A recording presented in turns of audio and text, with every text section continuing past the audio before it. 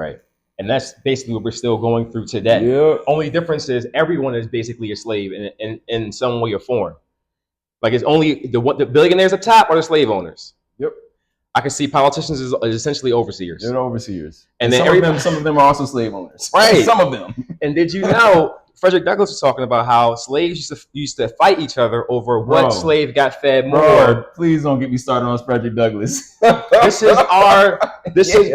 going through it. Yep. We gotta be conscious of that. Yep. Regardless of your skin color, you gotta recognize, yes, it's a tier system. It is definitely for us folks. System. Yep. But we need to get on the same page because we're all slaves at this point in time. I don't stand on anything that I don't have evidence for. Facts. I'm the same way. Yeah. And so people who I thought were using their brains a little bit more, I don't know, man. Well, you know what? I would like to say I pretty much stand on facts alone because facts stand for themselves. You know, you can have your opinion about anything, but the fact is what it is. And then in that, you know, you can find the truth. There's facts and there's truths. Yep. I like that. There's facts and there's truths. Yeah. I think very often people will confuse the two. Mm-hmm. And one of the problems with truth is everyone can have their own truth. Mm-hmm. You know, as an example, I am very interested in foreign policy as a historian, but also just as somebody who lives in this world. And people they treat it like team sports, foreign policy. They treat our politics like team sports. I'm convinced of that now. And, you know, they have their team and they root for their team no matter what. They'll get mad at individual players if the players don't do something they like, but ultimately they have their team. Mm-hmm. And the thing that I find troubling about it is they'll couch their support for their team in terms of human rights and things of that nature. And I'll ask questions about contradictions. Mm-hmm. And people don't take kindly to that. And I'll give you an example. So you're trying to spark critical thinking when you always. Always. I mean, I ask myself these very questions about my own positions, right? Yeah. And you know, I'm not gonna say I don't have my biases, my blind spots. Of course I do. But I just really try to be consistent. And so, you know, with everything that's happening with Palestine right now, people will regurgitate, and I do mean that, regurgitate stuff that they hear on either Fox or MSNBC. Right. Because it doesn't matter, right? I'm not doing the team sport thing. I'm probably, as I tell my students, I'm probably the most nonpartisan person you'll probably ever meet, right? Mm-hmm. And I mean that. So it'll be Fox, CNN, they'll regurgitate the points. And, you know, one of the ones that I hear quite often is, which one can I go with? Just go with one. Yeah, with three of them, you know, just Israel has a right to defend itself. Right. Which, regardless of where you are on the political spectrum in the United States of America, if you do team sport politics, you will regurgitate that claim. Mm-hmm. And I'll ask the question, well, what does defense mean if, according to international law, they're occupying a territory? Facts. Hold on real quick. I'm about to blow your hair, so I want to hear you. All right. So, real quick, hold that thought. Yep. Because while we're there, we were at Israel has a right to defend itself. Go ahead. Which of course, you know, everybody has a right to self-defense. Everybody. And let me just say, because I try to be very careful with this conversation in particular, because any critiques, even if I have the same critiques of Australia and the United States of America, if I have these critiques of Israel, people say that it's anti-Semitic. And I'm just trying to be very clear. I think everybody has a right to self-defense. My question is, if according to international law, what they're doing in the West Bank and in Gaza is an occupation, then to what degree are they defending themselves? And again, I raise the question because I don't fully understand. Gotcha. But the problem is raising the question gets so many strong responses from people, and they either shut down. And, they typically shut down. Rewind for me real quick. Rewind. Break that down. So break that down to me like I'm a fourth grader. Like, all right. So in the sense that like occupying a territory, so how could they be defending themselves? Break that down for me. Yeah. Because my understanding of international law is that people have a right to self-determination. All right. Self-determination means they have a right to self-governance, which includes the ability, some would say the natural right to form units, standing and otherwise, for the defense of their people. Mm-hmm. And if someone interferes in their exercise of self-determination, that's supposed to be a crime, right? Mm-hmm. That is something that people can then defend themselves against. They can challenge, they can rebel against, they could try to undo. Right. So if that's all the case, then to what degree can we say that those actions by the people who are subject to occupation are quote unquote terrorists? And I teach a class on terrorism, right? And the whole class is about what exactly is terrorism if the people who claim that those people are there terrorists are doing the same thing and did it first. Mm. You follow me? And so again, I don't in that class, I don't make any arguments. I raise these questions, and then we read various texts that try to get at the multiple ways of thinking about those types of questions. Can real quick, would it be possible? All right, no, I'm sorry. Just real quick. Trying to see it from a different lens. Maybe it could be easier to digest. Yep. I have a client, Varney. He is from Liberia. Okay. Americans pit African Americans in Liberia similar to how Americans pit Israel in the center of Palestine, right? Or similar. I guess we can make that analogy. In terms of the outcomes, in the goals. The goal is to control the area. Right. Yes, we can make that claim that's a decent analogy. Yeah. So let's go with it. Yeah. Okay. So let's talk about Liberia and that situation as if juxtaposed. So let's use that as an example for the audience to digest it a little bit easier versus the hot topic. Okay. Yeah, I mean, all right. So what I understand about the Liberia crisis is African Americans wanted a settlement, right? Like kind of some form of reparations, or was it some type of experiment for reparations? So there are multiple layers. Right. African people did not come here voluntarily or willingly prior to like the 1950s, right? Right. When anyway that. Well, I'll just say the 20th century overwhelmingly did not come here voluntarily. They were brought here through an international traffic in their bodies with the goal of commodifying them, turning them into chattel. There we go, chattelizing them, right? Right. So that they could be sold, traded as commodities, and enslaved. Right. Okay? Yeah. And because of that, African people, generally speaking, especially in the 19th century, identified as Africans, right? Right. Sometimes they identified with specific ethnic groups.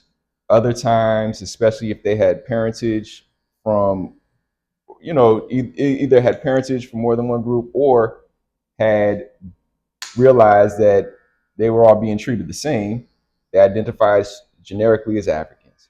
With that, they saw Africa as home and wanted to go back.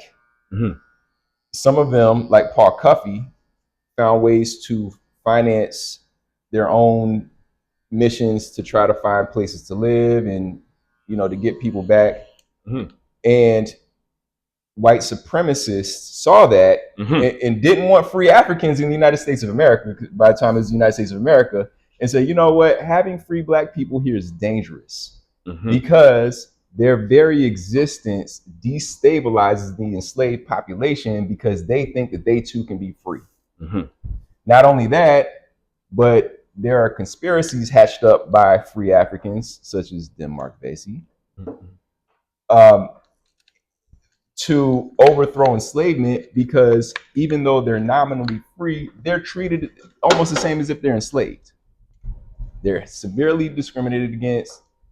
Their movement is circumscribed to the point where they basically have to ask permission to do basic things like go from one place to other. They have to have passes saying that they're free. Right, they're living under the most extreme forms of apartheid humanly possible without being actually enslaved.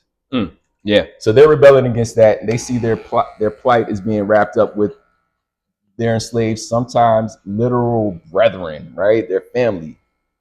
They see their plight as being the same. I'm trying to stick to the point because I always want to talk about Haiti. Well, they liberated themselves. Yeah. But their very existence is a threat, and so politicians, white people all over the place, and this especially is true of the North, where they still had enslaved populations, by the way.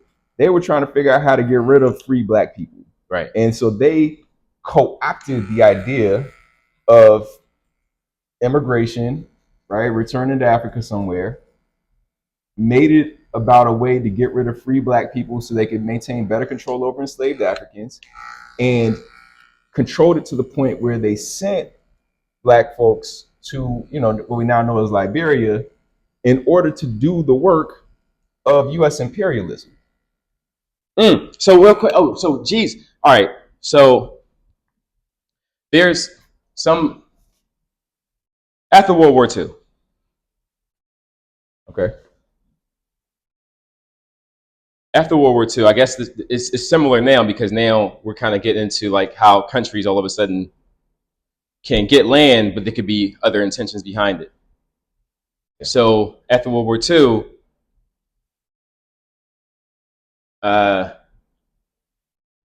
reparations were given. Reparations were given to Jewish folks, and they ended up in Palestine, based off of history behind like biblical beliefs. Yeah, biblical beliefs. Yeah. Specifically Christian. And again, this is where I'm gonna just tell you what I've heard. I've not read as deeply as I would like to up to this point about all of this. Right? I'm still learning. So tell me if you've heard something different. My understanding is that the origins of Zionism is with Christian fundamentalists who are trying to bring about the second coming and, the ultimate apocalypse. And it's actually, talk about anti-Semitism is deeply anti-Semitic because the whole thing is they'll bring about the destruction of Israel so that Christians can reign supreme. Evangelicals. Yeah. Fundamentalists, now evangelicals, that's what I hear these folks say. Right. And so their interest in Israel isn't about the right of Jewish people to be safe, to practice their religion in the various ways that they want to do it, those types of things. For the Christian fundamentalist, it's about bringing about the second coming, so that they can dominate the earth or something like that, right? I've been, earlier this year, I was listening to different Christian prophecy stuff. It was fascinating. I mean, well, how about this? I'm gonna go back to basically what you were talking about before, Liberia. I'm sorry if we're going all over the place for the audience, but I'm trying to bring the comparisons because it seems like they're kind of similar in a way. In a way, yeah, people are moved to places in order to control regions with other intentions deeper, darker intentions at times, possibly. We're going to fact check we want to be fact checked. Like, we want critical thinking. We want you to fact check everything we're saying. Yep. But, fact check it and know this is what I just said just now is what I heard from I wish I could remember at least one of their names. This is earlier this year.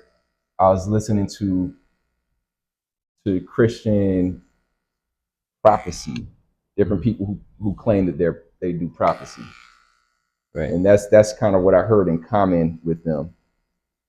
Is they're interested in this bringing about the second coming? I was like, wait, you can bring it about yourself? Okay, that's interesting, right? Because it's like, damn, because it's like they want to bring Jesus back. Essentially. My mom, who is heavily involved with her church and everything, she was doing this class that she was telling me about, and they were looking at scripture that would help them better understand basically humans' powerlessness in terms of how the apocalypse unfolds or something like that, right? And she was like, I can't believe these people think they can bring it about. We can't predict when it's going to happen. We can't make it happen. And it's right there in the scripture. And I need to get her study book because we had a really good conversation about that. Anyway. But I'm happy you did that because that's a great segue back into the white supremacists now involved with us going for African Americans going to Liberia. So, sorry, bring you back to that. I think I've made the point, which was the goal of the African Colonization Society was not to give Black folks a homeland where they could live in peace and prosperity, right? It was to send folks over to basically colonize places where they hadn't colonized yet. Yeah, and there's a lot of if we fast forward a little bit, people could look up Firestone Rubber Company, right? Mm-hmm. And there's a lot of interest there, corporate interest there, in controlling some of the resources of that area. Mm-hmm. Yeah. This idea of greed before human lives. Oh yeah. They couch it in the language of human rights and everything, but I'm like, you don't care about humans, living good lives and prosperity. I'm happy you mentioned, like, I find that white supremacy is so self-destructive that it's actually the enemy of the world, and when you look at all these conflicts that keep coming up, is just more war. Oh yeah, it's always more war. Always, and it's the same people profiting off of these things. And again, because I don't do. And by the way, I think I got the team sport politics thing from this show called The Last American Vagabond. I think that's where I got it from. Mm-hmm. But because I don't do that, let's be clear: Democrat and Republican equally participate in these processes at the benefit of themselves and their corporate sponsors. Right. And let me just in case I'm not clear, they benefit the fascist state. The corporate interests. Yeah. Government working on behalf of corporations is, according to Mussolini, who coined the term fascism, as if I understand it correctly, that's what he kind of distilled it down to. I remember reading in the 1619 Project something along the lines of like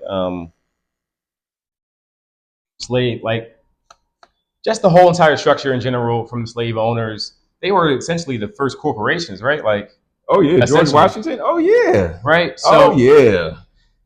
So yeah, land speculators. I mean, all the stuff that they were doing was in the interests of themselves and capital gain, and trying to gain territory to expand personal and small group wealth. Right. And that's basically what we're still going through today. Yep. Only difference is everyone is basically a slave in some way or form. Like it's only the billionaires at top or the slave owners. Yep. I can see politicians as essentially overseers. They're overseers, and then some of them are also slave owners. Right. Some of them. And did you know Frederick Douglass was talking about how slaves used to fight each other over what slave got fed more? Bro, please don't get me we're going through it. Yep. We gotta be conscious of that. Yep. Regardless of your skin color, you gotta recognize, yes, it's a tier system. It is definitely for us folks. System. Yep. But we need to get on the same page because we're all slaves at this point in time. And that's part of the reason why I've really been leaning into being nonpartisan. And I honestly am. Nonpartisan. But I really try to make it clear to people because I feel like the ways that people are divided and now willingly divide themselves is artificially imposed by people who don't care about them.